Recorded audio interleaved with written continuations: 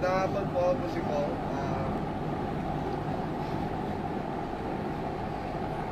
Marami po akong mga bagay na gusto yung kwento, pero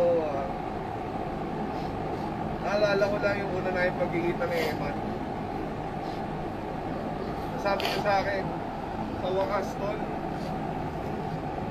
sa wakas nagkita na tayo. 2015 po yun, nagmuna kami nagkita.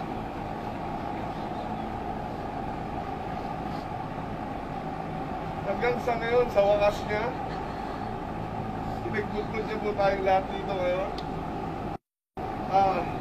Gusto ko lang magpasalamat sa Panginoon, no? Una-una sa Kanya. Sa ipinagkaloob niyang buhay sa kaibigan natin. Kasi lahat tayo nagmamahal dito kay Eman ngayon. Alam natin na napakarami niyang naiambag sa atin. Napakarami niyang bagay na naituro. Maliit ba namang malaking bagay sa bawat isa sa atin? Alam niyo sa sarili niyo na meron siyang nagawa para sa inyo. Lalong-lalo sa grupo namin. Dahil walang team pa yun, kung wala Eman.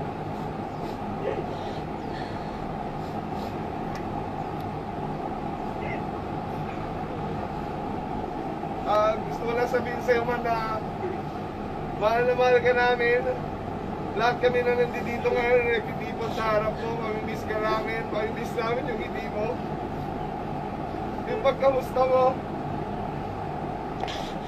Kasi sa totoo lang, napaka-low maintenance ni Eman. Hindi siya yung tipo ng kaibigan na parang kailangan lagi mong kamustahin. Alam niya kahit di kayo nag-uusap, alam niya okay kayo.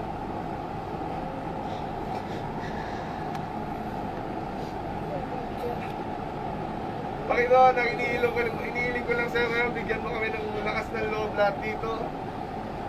Lalo si Daddy Louie, Panginoon, si Pichi, kaming lahat na nagmamahal sa Kanya. Bigyan mo kami ng tibay ng loob. Lalo ikaw man, alam ko nandiyan ka sa taas ngayon, gabayan mo kami sa lahat ng mga plano namin dito. At nagpapasalamat kami na dumating ka sa buhay namin. Tulad yan na sinabi mo kanina, kung sabi mo sa akin sa wakas, alam kong hindi pa ito ang mali, Eman. Nauna ka lang. Pero magkikita-kita pa tayo, sigurado yan. Hanggang sa muli, Eman, I love you. Mahal kita. Yun lang po. Salamat.